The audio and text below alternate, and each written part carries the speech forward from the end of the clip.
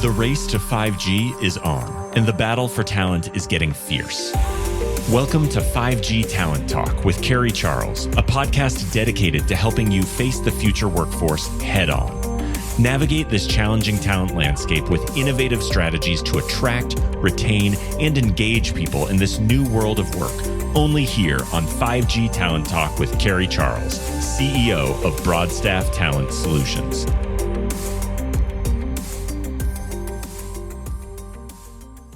Thanks for joining me today on 5G Talent Talk. I'm Carrie Charles, your host. And today we are going to talk about how to break into the C-suite.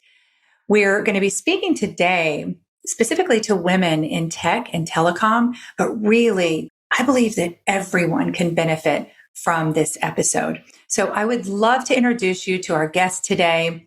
Very excited to have with me Eugina Jordan. She is the CMO of the Telecom Infra project, also known as TIP. She is a sought-after speaker and telecom writer, contributing to publications like RCR Wireless, The Fast Mode, Developing Telecoms, and many others. She's also an inventor, holding 12 patents that include 5G and Open RAN. So her passion is to help other women in tech realize their full potential.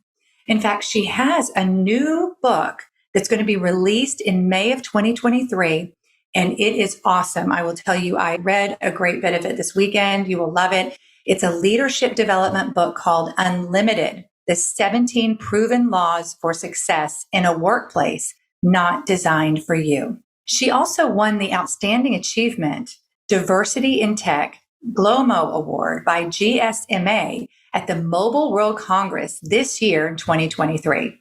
And she was a founding member of the Boston chapter of Chief, an organization for women in the C-suite. So Eugina, thank you for joining me today. Thank you so much for having me. Yeah, so please, I want to know all about your path that led you to where you are today. So I know you could probably take hours to get you here, but just give us some highlights. Sure, absolutely. So my journey started in communist Russia in 1970. And the way I was raised and brought up was to keep your head down, work hard, don't stand out, don't talk about your accomplishments. And I had to break a lot of my upbringing's values and those triggers when I moved out of Russia. I am forever grateful to my mom. She was a single mom raising me and my sister in communist Russia. And the only thing she believed in is that her daughters deserved a better life than she had. So she scraped enough money to send me and my sister to Canada, and I'm forever grateful. So all my life and all my achievements, it's probably because I always wanted to make her proud. And I am who I am because of her, because she taught me resilience, she taught me courage, and she made me believe in me. So the reason I'm the CMO today, though I was not born in the States, I don't have a marketing degree. I have a master's in teaching and a computer undergrad from Canada. It's because I knew that if I worked hard, if I played fair, if I constantly learned, if I negotiated, if I believed in myself, I could be anything I want to be. So true, Eugina. That's a beautiful story. I feel the same way about my mother as well. So that touched me. So tell me about your current role and what you're doing today. So let me give you some tips from the TIP CMO. So TIP is Telecom Infra project, is an industry organization with one mission only: to bring open and disaggregated innovation to the market, to accelerate innovation in telecom. We are a community, and we believe in the power of the community. In our community, we have mobile operators, we have vendors, we have system integrators. And what we do is we jointly develop roadmaps, open and disaggregated solutions for RAN, for transport, Wi-Fi. Then after we develop the roadmaps as a community, we test and validate them through TIP.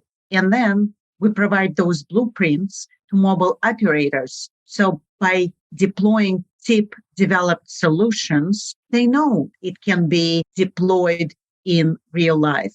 Our most successful deployments are in Open RAN and open transport. So if we use an analogy, TIP is a matchmaker. So we're like Match.com for telecom solutions. And by the way, I love Match.com because that's how I met my husband 12 years ago on Match.com. Wow, that's great. Oh my goodness. So it does work. Match.com works and Telecom Infra project works as Match.com for open and disaggregated. So Eugina, I know that you have such a passion for women in tech and growth. And although we'd like it to be different and there's still a disparity there, and I know that there's not enough women in C-suite roles today, and especially in tech and telecom. So what would you say are the roadblocks for women on their way to the C-suite?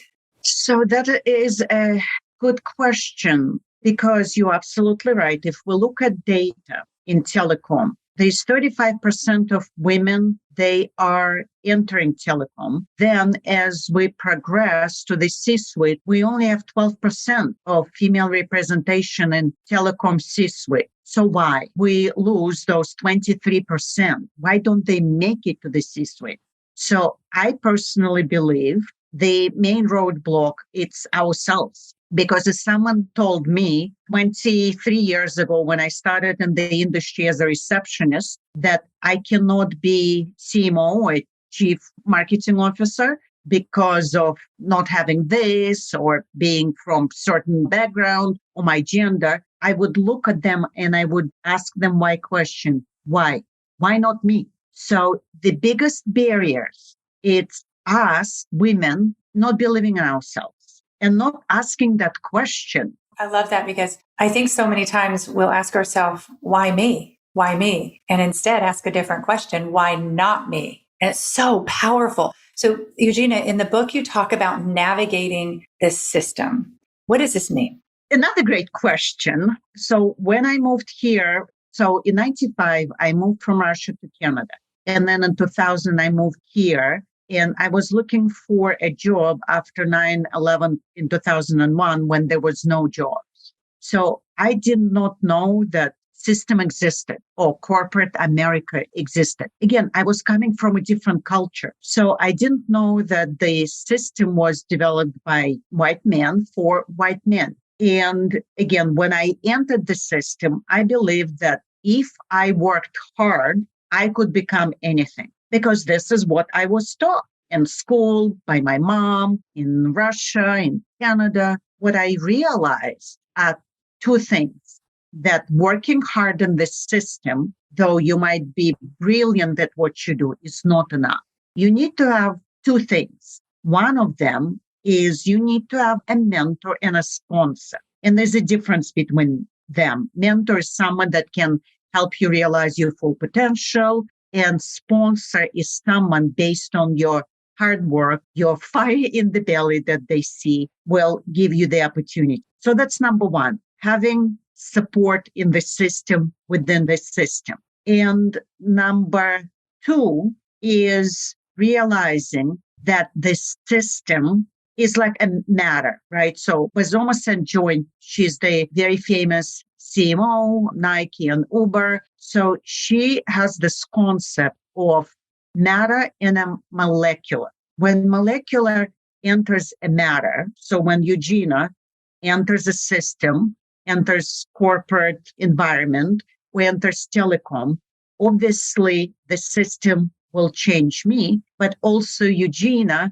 will change the system. So in realizing as that it's not forgetting who you are. It's not adjusting and fitting in the system, but it's growing in the system and staying authentic to who you are is what's going to make you successful in the system. So those two things, mentors and sponsors, and being authentic to who you are and being willing, able to challenge the system, bring new ideas and be yourself. Eugina, let's dig into those a little bit. Let's talk about mentors and sponsors first, because I want to really clarify this distinction, and also, how do we find a sponsor and how do we maximize that relationship? Absolutely. So it is very hard for women to find sponsors only because on top layer, majority is men. So I gave you the number, it's 12%. So 88% men in the C-suite. And unfortunately, there is a bias. Men normally would sponsor or mentor someone that looks like them, someone that reminds of them being young and college and ambitious. So if a woman wants to find a sponsor that will help her get interesting projects or new opportunities, she needs to earn it. So, and let me tell you a story about how I was sponsored into a marketing position. So the year was 2007. I was recently divorced. I was a single parent. And I was working as an executive assistant, chief of staff, managing board of directors. And I was really good at what I did and I enjoyed it. But I realized there was no growth. There was no growth. I was 36 at the time and I wanted to grow. So I found out that there was a position, an opening for a marketing manager. And I really wanted that job because I knew once the opportunity is given, I'm going to excel. So it was January of 2007. I walked into my boss's office, who was the CEO of that company, and I asked him for an internal transfer. And it was scary. And I remember I didn't know what to expect. I was holding my breath as I was asking for the transfer. And I remember him getting up from his desk, coming to me because I was standing in front of him, giving me a big hug and saying, I'm going to miss you, but I cannot prevent you from growing. Wow. Why did he sponsor me into a new role? Why did he give me this opportunity? Because for the 6 years prior, I earned it. I earned his trust. I worked very hard. So he knew, based on my work history, my accomplishments, that I would succeed in the new role. So, Eugina, would we ask someone to be our sponsor? I mean, would that be appropriate? It is appropriate, but obviously you can just go to a person that you don't know. So the steps are, so the 3 steps to identify a sponsor.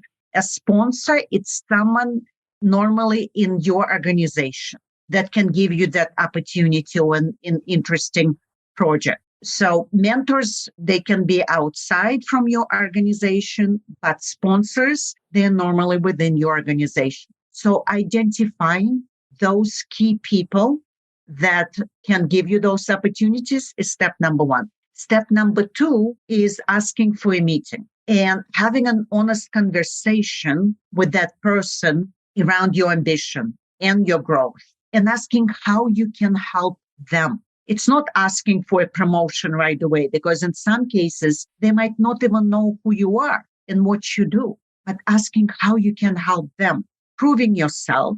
And then once you prove yourself, asking for those opportunities, projects or promotions. That would be a step 3. So I want to go back to authenticity because you talked about this earlier, and I think this is such a powerful topic, especially for women. So when you talk about in the book being authentic at work, and I think you said never apologize for being yourself. So I think there's been times even in my own life where I felt like I had to act differently or be someone different in certain situations, right? And so how do we be our full selves, but at the same time, have our eye on those career goals at the same time and make all of that work, right? Yes, absolutely. So the way I see it, if I don't tell my full story, if I don't control my narrative about myself, then someone else will. And authenticity comes from accepting every part of our story. Growing up poor in Russia, Ursula Burns, the first Black CEO, she wrote a wonderful book, Who You Are is Not Where You Are. That's one of the quotes from that book.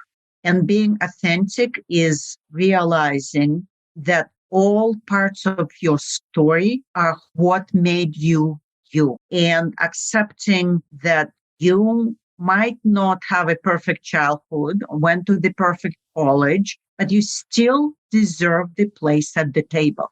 And bringing your whole self to work is bringing all those parts of the story. For example, me, I'm a Russian immigrant. I was a single mom. I'm not an engineer. I have a computer undergrad. So all those pieces of this story make me. So by sharing that story at the beginning of conversations or sharing it on digital channels, I allow people to see who I am as a human. So true. And I've learned that the older I get, I've learned this lesson and really would love to see women learning this at a younger age, that you can be you, just be everything who you are, and just let go of the shame or anything that's holding you back from being you. So I really appreciate that conversation. So you said shame. Yes. And there is a Brené Brown talk, Listening to Shame. And it's one of the best TED talks that is out there, because you're absolutely right. The reason we don't bring our full selves to work because we're afraid we're going to be judged. They're going to judge me because I grew up poor or I didn't go to the best college. And authenticity is realizing that we all have broken places or vulnerable places, and using your vulnerable self to display your authentic self and being courageous, telling all parts of your story. So how do we overcome imposter syndrome? So that's one of my laws. That's the law of accomplishment, because as women or as underrepresented, and especially the culture I grew up, Russian culture, we don't feel comfortable, or we feel it's rude to talk about our accomplishments. And realizing that we've accomplished a lot helps fight the imposter syndrome. So I would suggest to people that are listening is to take a piece of paper and write down all their accomplishments. Write them down. If you run out of paper, turn it around and keep writing, because I bet there is so many accomplishments going to be written on that piece of paper. And the only way to shut that imposter syndrome up is to change the way we think. Because as humans, we can change our thought process. So instead of saying, oh, I shouldn't apply for this job because I only have 80% of qualifications, we should say, oh my God, this job is so perfect for me because I have 80% of what they're looking for. I only have to learn 20%. That is a piece of cake. Perception shift, definitely. You mentioned self-promotion, and I know that a lot of people have challenges with self-promotion and personal branding, and those are buzzwords now, and we know we have to do it really in order to get to that next level. But will we ever become comfortable with self-promotion, or do we just need to get out there and do it? And can you also address with that how introverts can self-promote and network? I know you discussed that in your book. Oh, so I would say, Carrie, just get out and do it. Because if you are not talking about your accomplishments, someone else, and I can again tell a story from when I was laid off last year in June. And I had a very strong personal brand, digital brand on LinkedIn. I've built a large network in telecom and across executive women in the US and globally. So when I got laid off and I posted on the platform, the LinkedIn platform, that I'm laid off, but also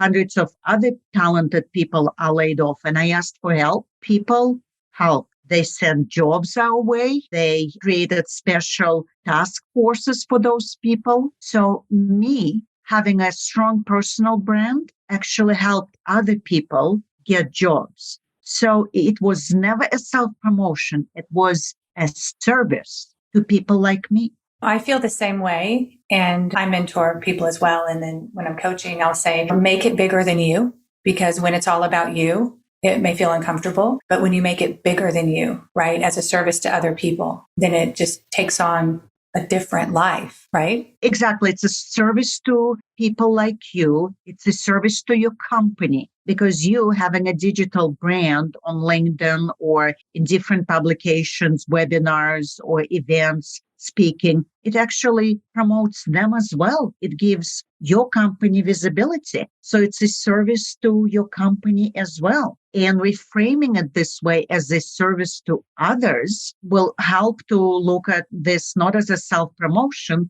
but as a service. And same with networking. Your other question was about how introverts can network. The way I look at networking, again, as a service. When I network, I want to learn about another human. Before this podcast, I was actually having lunch with a LinkedIn friend.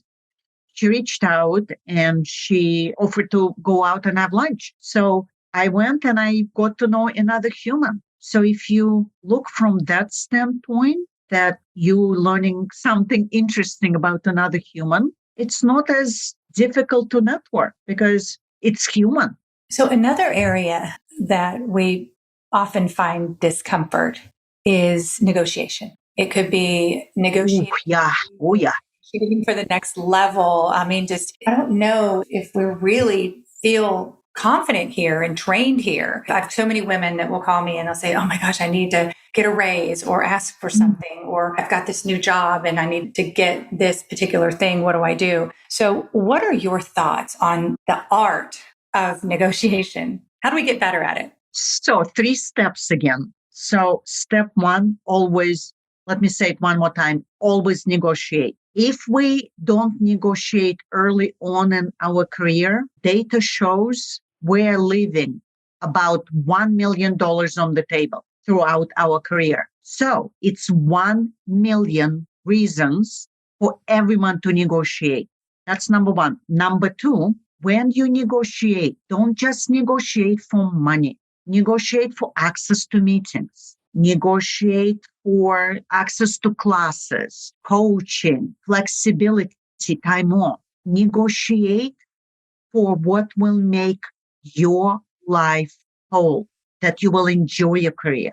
Don't always negotiate on money. Look at the overall package, and not just financial package, but package that will fit your life. That's number 2. And number 3, remember step number 1, always negotiate. That's great. So we tend to connect the negotiation with our self-worth, and then it becomes emotional, right? So you talk about how to take the emotions out of it. I mean, that can be really difficult at times. How do we do that? Absolutely. And so it's very interesting that you're bringing it up, because in my book, I talk about how men would do it. For example, when women or other underrepresented groups like immigrants like me, we fail, for example, we always go do soul searching. Men don't. They always ask for a second, third, and fourth chance. So why not use the best practices from people that build the system? What do men do? They always negotiate because it works. And it's a part of the system. It's a part of the process.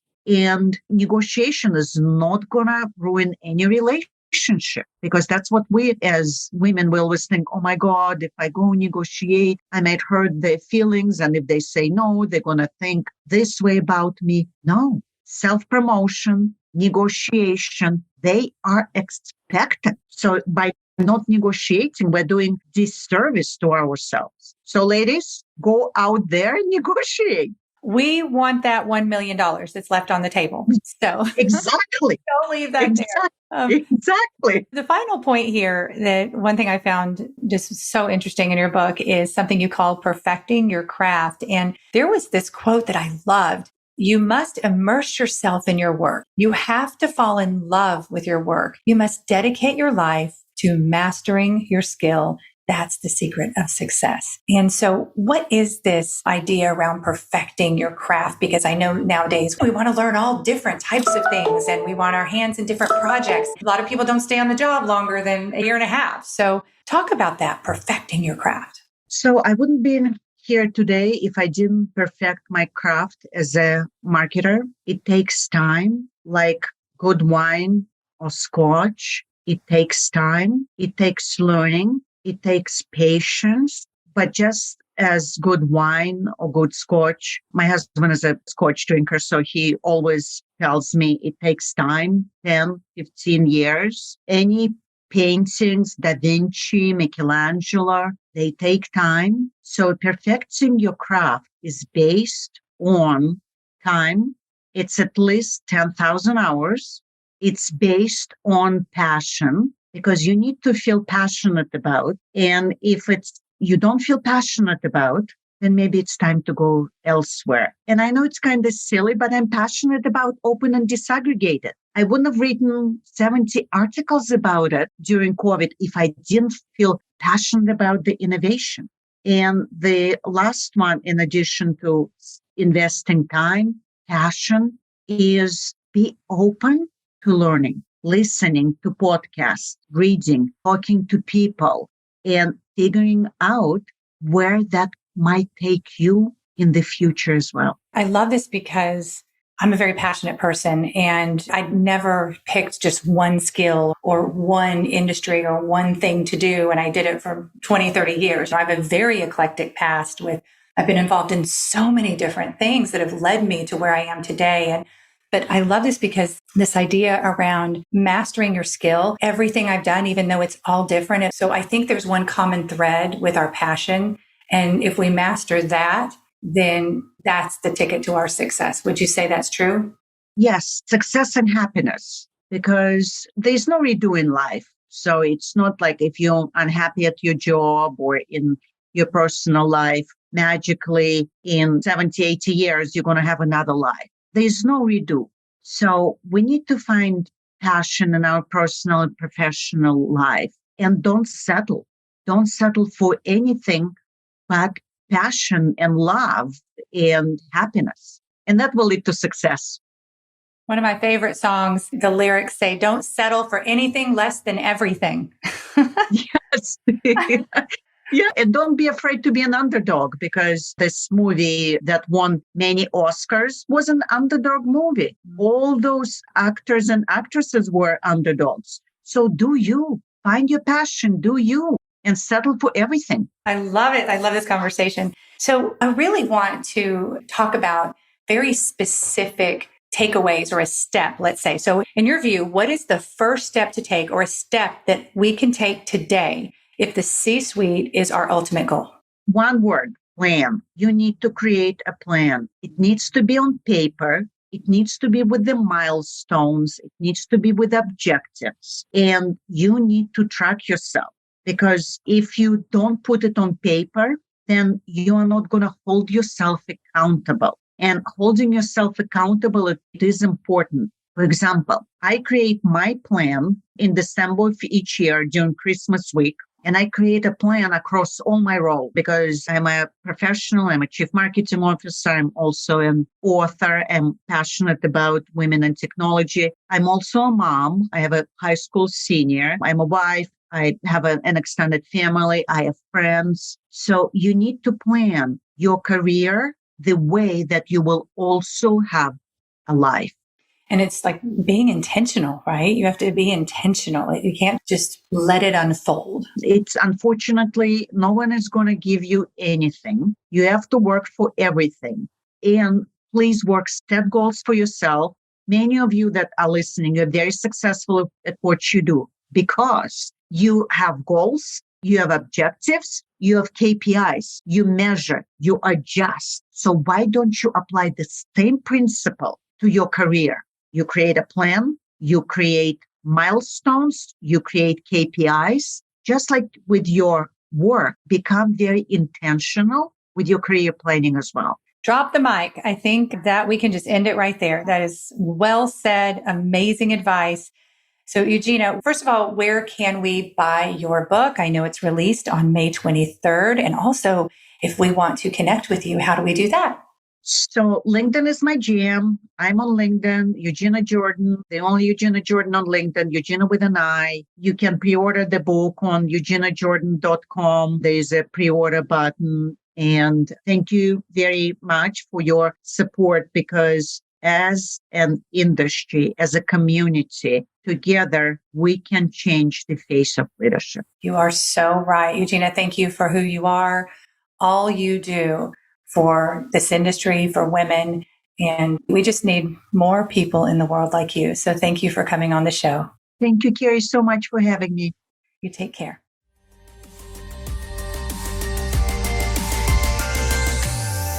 Thank you for listening to another informative episode of 5G Talent Talk, brought to you by RCR Wireless News, Telecom Careers, and Broadstaff Talent Solutions. As we advance into the future, we promise to bring you the resources you need to navigate this ever-changing landscape of 5G to help you attract, retain, and engage people in this new world of work.